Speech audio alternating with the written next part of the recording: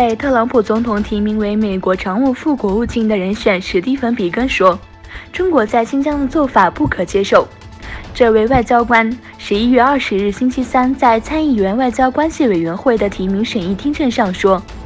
我没有理由去质疑那些报道的真实性。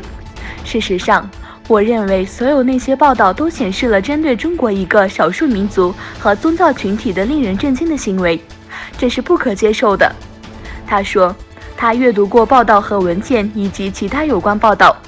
当被问到美国是否应当使用全球马格尼茨基法案等对应被问责的中国官员实施制裁，比根表示，我们会考虑。土耳其好党议员艾登·阿德南再次今在土耳其大国民议会规划与预算委员会发表讲话时，就土耳其外交政策上遇到的一些问题发出警告。他在讲话中提醒，外交部2018年年度报告并未使用同胞来指代中国境内的维吾尔人。他还批评外交部简短提及了维吾尔人和其他穆斯林受到的人权侵犯。此外，好党议员伊布拉辛·哈里尔·奥拉尔在国民议会提出了关于土耳其教育部发布的6年级课本中古代维吾尔人字母被以色列希伯来字母取代的问题。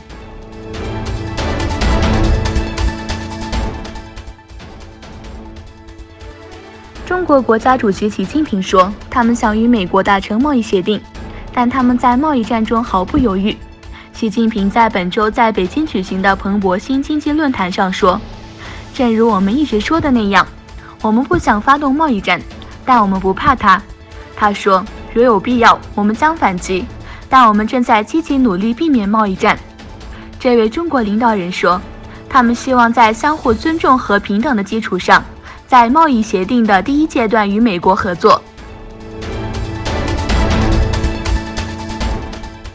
联合国国际移民组织最近宣布，从利比亚到地中海的非法移民数量增加，呼吁欧洲联盟和非洲联盟改变对这个国家的态度。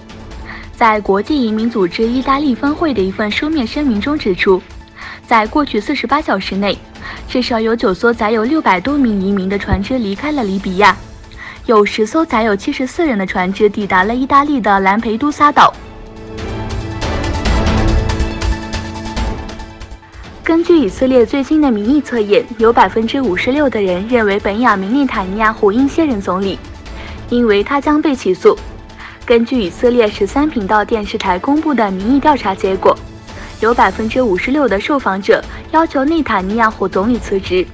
而35%的受访者说他不需要辞职，9%的参与者没有对此发表任何意见。